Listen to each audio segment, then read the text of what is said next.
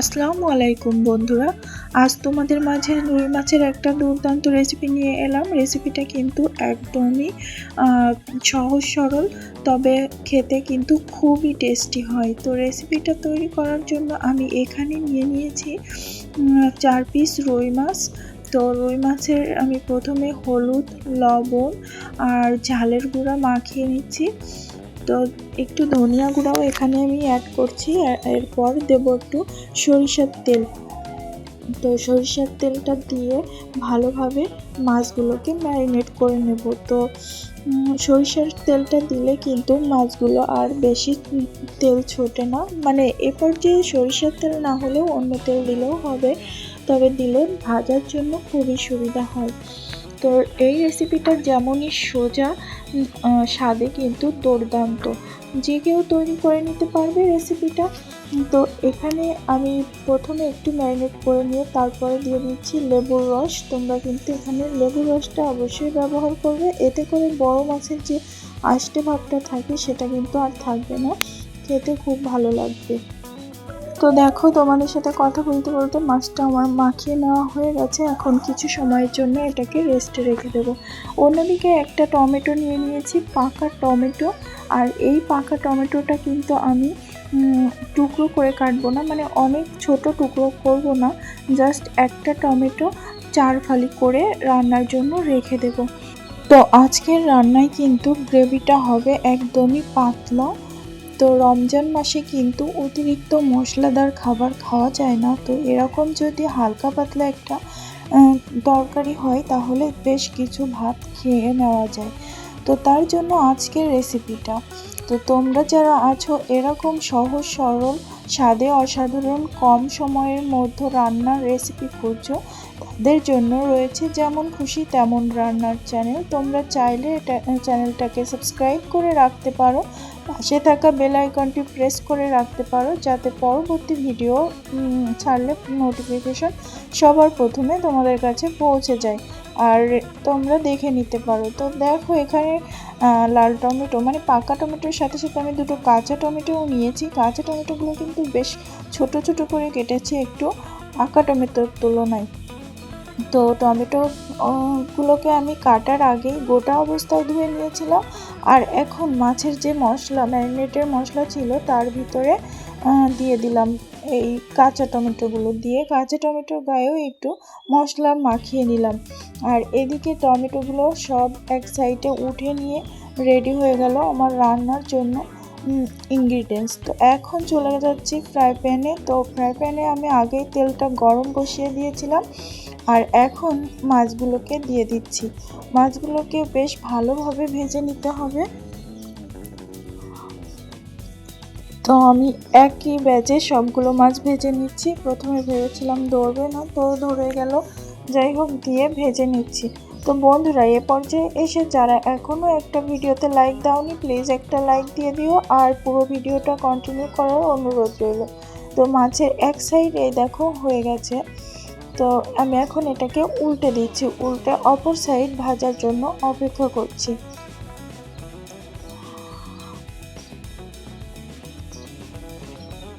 আর এই রান্নার আসল টেস্ট হবে কিন্তু লাস্টে যে মশলাটা আমি অ্যাড করব। তোমরা অনেকে পেঁয়াজ রসুন দিয়ে রান্না করো, ভাবো যে অতিরিক্ত পেঁয়াজ রসুন না দিলে তরকারির স্বাদ আসে না, টেস্ট আসে না। বাট না, কম মশলাতেও কিন্তু রান্না করলে স্বাদেও অসাধারণ হয়। তো দেখো, এখানে আমি মাছগুলোকে বেশ ভালোভাবে ভেজে উঠিয়ে নিচ্ছি দুই সাইড। আবার অতিরিক্ত কড়া করলে কিন্তু মাছের ভিতরে যে মানে ঝোলটা থাকবে সেটা ঢুকবে না, এতে করে মাছটা ভীষণই ড্রাই হয়ে যাবে, খেতে ভালো লাগবে না। তাই অবশ্যই এখানে কিন্তু হালকা থেকে একটু বেশি মাছটা ভেজে নিতে হবে। তো মাছটা ভেজে নেওয়ার পর ওই একই তেলে আমি দিয়ে দিচ্ছি কাঁচা টমেটোগুলো। এখানে কাঁচা টমেটোটাও লাল লাল করে ভেজে নিতে হবে। তবে তোমরা যদি চাও এখানে আলুও অ্যাড করতে পারো, আমি কিন্তু এখানে আলু অ্যাড করছি না। তো টমেটোগুলোকে বেশ লাল লাল করে আমি একটু ভেজে নিচ্ছি। তো যে তেলটা আছে এই তেলেই কিন্তু পুরো রান্নাটা আমি কমপ্লিট করে নেব। তো দেখো, এই যে আমার অনেকটাই টমেটোগুলো ভাজা হয়ে গেছে। এখন এগুলোকে আমি উঠিয়ে নেব। তো উঠিয়ে নিয়ে এক সাইডে রেখে দেব, তার পরবর্তী স্টেপে চলে যাব।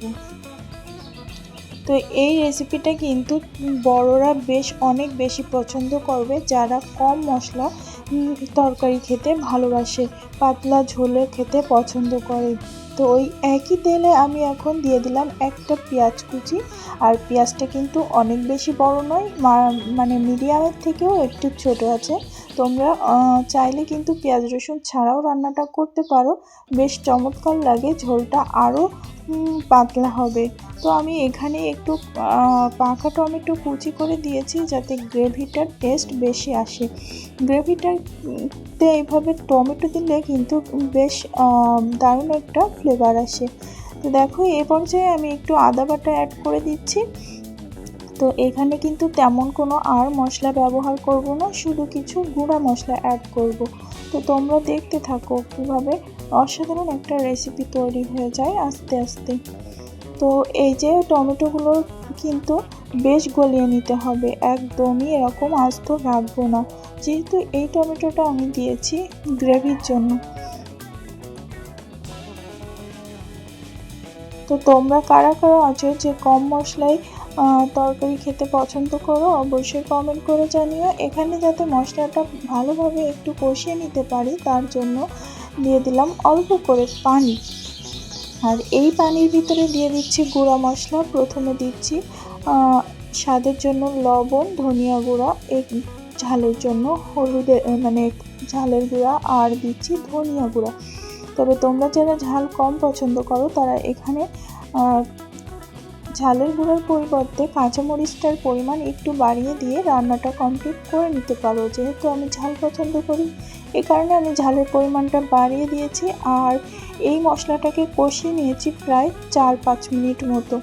অবশ্যই মশলাটাকে ভালোভাবে কষিয়ে নেবে। আর এ পর্যায়ে আমি এখন ঝোলটা অ্যাড করে দিচ্ছি। তো গ্রেভিটা কিন্তু ঘন হবে না, একদমই পাতলা হবে। আর এ কারণে আমি একটু এখানে পানির পরিমাণটা বেশি দেব, কেননা ঝোলটাও একটু রাখবো। আর তাছাড়া টমেটোটা গলার জন্য একটু পানির প্রয়োজন হবে। তো এখানে আমি গোটা 4টা কাঁচা মরিচ দিয়ে দিয়েছি, আর অপেক্ষা করছিলাম এইভাবে উতলানো পর্যন্ত। যখনই এইভাবে উতলে যাবে, তখন একটু নেড়ে চেড়ে নিয়ে এখানে কাঁচা টমেটোগুলোকে ফার্স্টে অ্যাড করে দেব।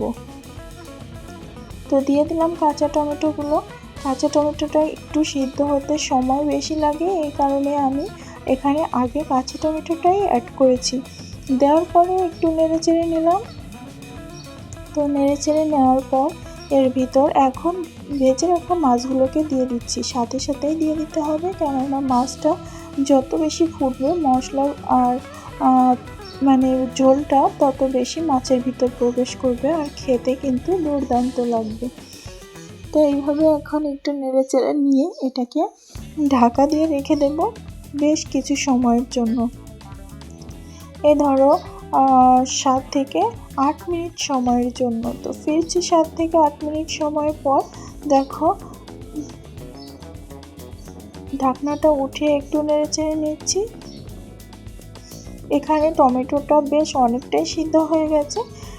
আরও একটু, যেহেতু রান্নাটা হবে, তার ভিতরে পারফেক্টলি সিদ্ধ হয়ে যাবে।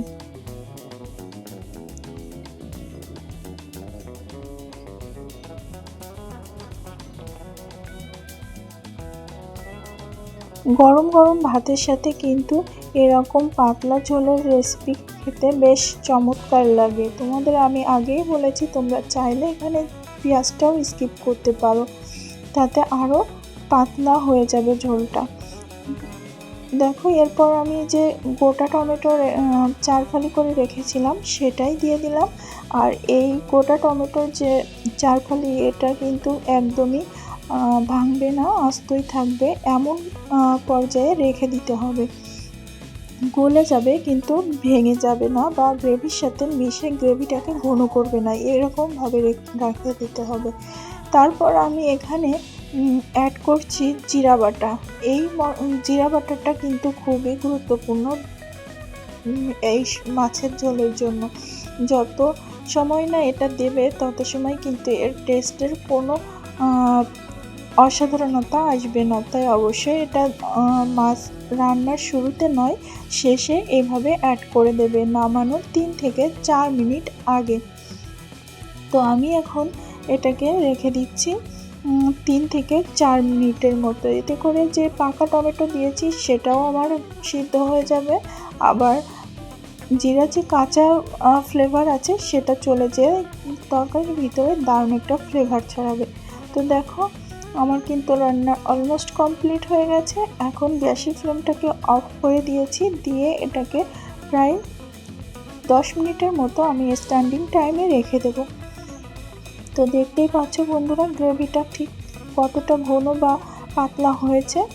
তো তোমরা কিন্তু এইভাবে বানিয়ে খেতে পারো, খুবই অসাধারণ একটা রেসিপি, রমজান মাসের জন্য খুব উপকারী একটা রেসিপি। অতিরিক্ত মশলা না খেয়ে এরকম হালকা পাতলা মশলা দিয়ে তৈরি করে নেওয়া মাছের ঝোল। তো চলো এখন এটাকে পরিবেশন করে তোমাদের দেখাই। তো যখন তোমরা ভাত খাবে, গরম ভাতের সাথে 1 পিস মাছ, 1 পিস হচ্ছে লাল লাল পাকা টমেটো আর সাথে কাঁচা টমেটো নিয়ে ভাত মেখে খেতে কিন্তু সেই মজা লাগবে। তো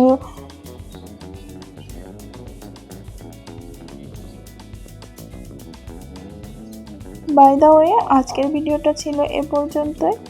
দেখা হবে নেক্সট এপিসোডে নতুন কোনো রেসিপির সাথে। ততক্ষণ পর্যন্ত সবাই ভালো থাকবে, সুস্থ থাকবে, যেমন খুশি তেমন রান্নার সাথেই থাকবে। পুরো ভিডিওটা দেখার জন্য ধন্যবাদ। আল্লাহ হাফেজ।